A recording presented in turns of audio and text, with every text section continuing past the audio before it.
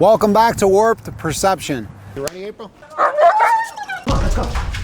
Is a dog actually faster than a person?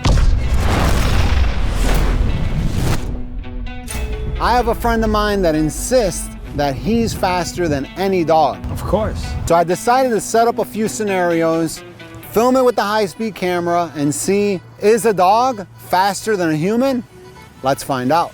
You need to save your energy. I don't know, I think David has his work cut out for him here. You're a pretty wild dog. And to make this a fair comparison, April is 29 years old in dog years, and David, how old are you? 29.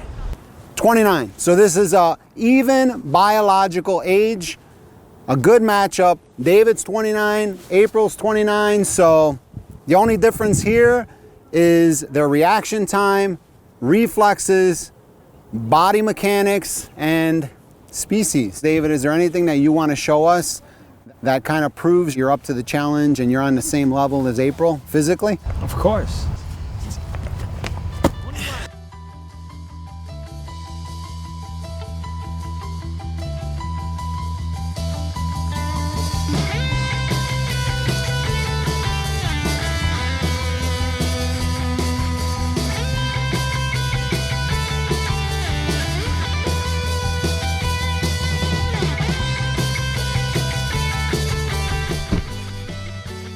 There you go. So I think that that means he's qualified. So let's get this underway. That's 20 yards right there.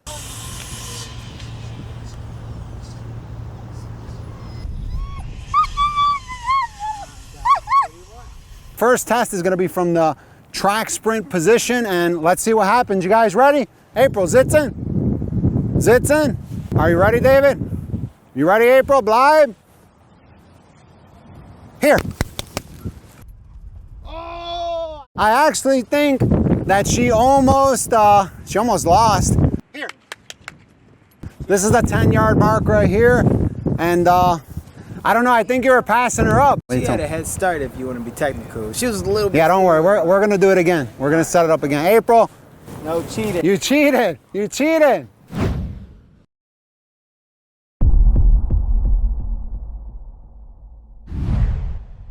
I have them set up in the ready position, but April's already got kind of distracted there. Are you ready, April?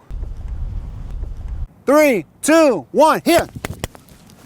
Oh, that was good.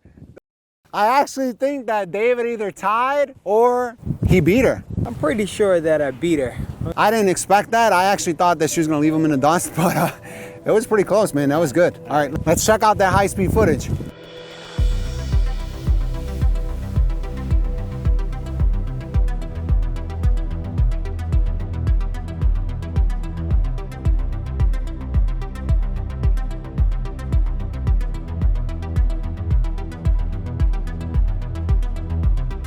So we're gonna do it one more time, and this is gonna be from the, what do you call it, the military sprint? Yep. Yeah, so we're gonna do the military sprint position. Then we're gonna move into 2 more setups that I have in store, and it's gonna surprise him, but yeah, I have something in mind. So let's get this next one set up and see, but I think that was pretty amazing. My friend David is a gymnast, but he's also a musician, and I wouldn't have him help me out with this episode without plugging his band, which is called Attack the Sound. I'm gonna put some links to his work in the description below, as well as use one of his clips in the episode here. I highly suggest you check it out. I think he would greatly appreciate it, and so would I. That being said, let's get on with the show. Okay, good girl. Bleib, you ready? Bleib, bleib, bleib. Okay. She's like a rabbit. She's like boom, boom, jumps like a spring. Okay, stay right there. You're good, you're good. She's so excited to race you, David. Good girl. You guys ready? She's so focused. 3, 2, 1, here. Well, I think she definitely beat me on that one. But that's okay, I'll get it. That was a 20-yard mark. She had an advantage after 10 yards. So, yeah, I mean, clear as day. Look at the high-speed footage. It's self-explanatory. You can see the differences in biomechanics versus reaction time, reflexes.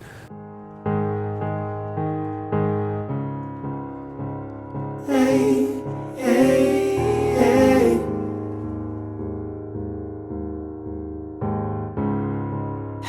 did we let things get so strained? Plays over and over in my brain.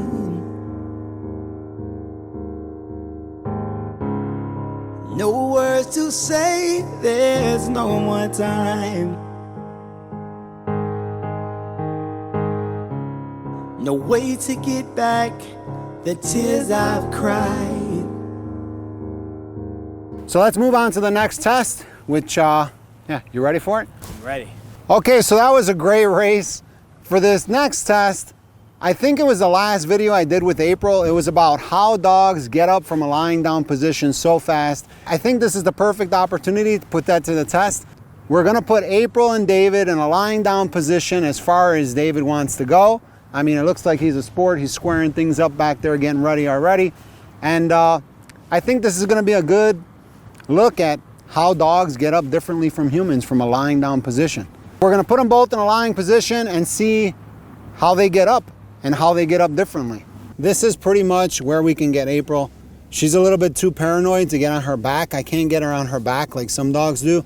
So we're just gonna lie her down on her side, and David has already agreed to lie down on his side. Scene 12, take 2. Set.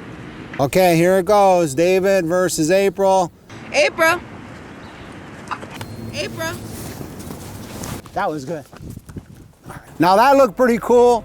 They both got up about the same speed, but his body mechanics were completely different from April's body mechanics.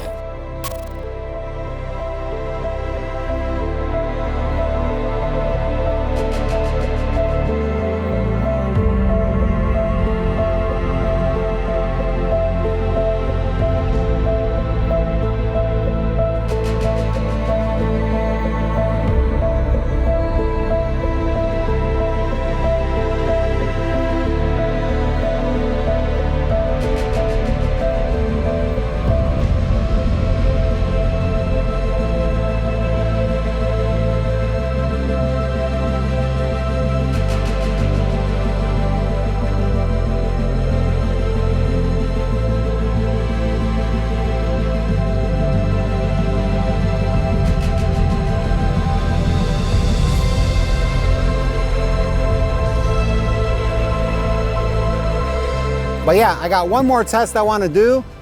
Just something out of the ordinary. I'm just going to have you jump. We're going to set up like a pole with a couple cones. Can you jump? Oh yeah, of course I can. Let's go. I'm going to go here so she knows to jump.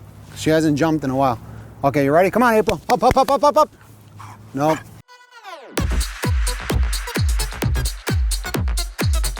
All right, I tried to get her to jump, but apparently David had a better idea. He got her to jump. Here, watch what he's doing. We're gonna film this in high speed and see what happens. Go ahead, make her jump, David. There you go. So apparently David can jump so good even with a ball in his hand, which I know some of you are gonna say is not difficult. Maybe not for you.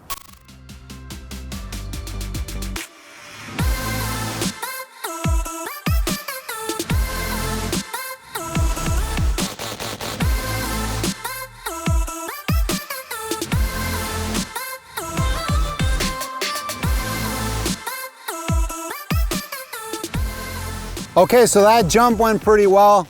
David tried to get her to jump the higher obstacle, but she wouldn't comply. Now, I don't know about you, but the most interesting thing for me about this episode was not who's faster, how the body mechanics differ, or how they propel themselves differently. It was how the high-speed footage revealed April's character. That changed my perception. In a split second, April looks over at David, and when she realizes he's either right next to her or slightly ahead of her, she gives it more effort. I also found it really interesting how she formed a bond with David to the point where she became competitive against him. I've never noticed that about April before until watching the high-speed footage, but tell me what you think in the comments below. So we're gonna wrap this episode up right here. Hopefully you enjoyed the video. Hopefully it gave you a great example of how the body mechanics of people differ from dogs, and I answered a lot of questions that were sent to me in the comments and email about, you know, people wanting to see dogs versus a person. And I'm gonna wrap this episode up here. Thanks for watching. If you want to see more of April, check out the series playlist on this channel. And until next time, adios.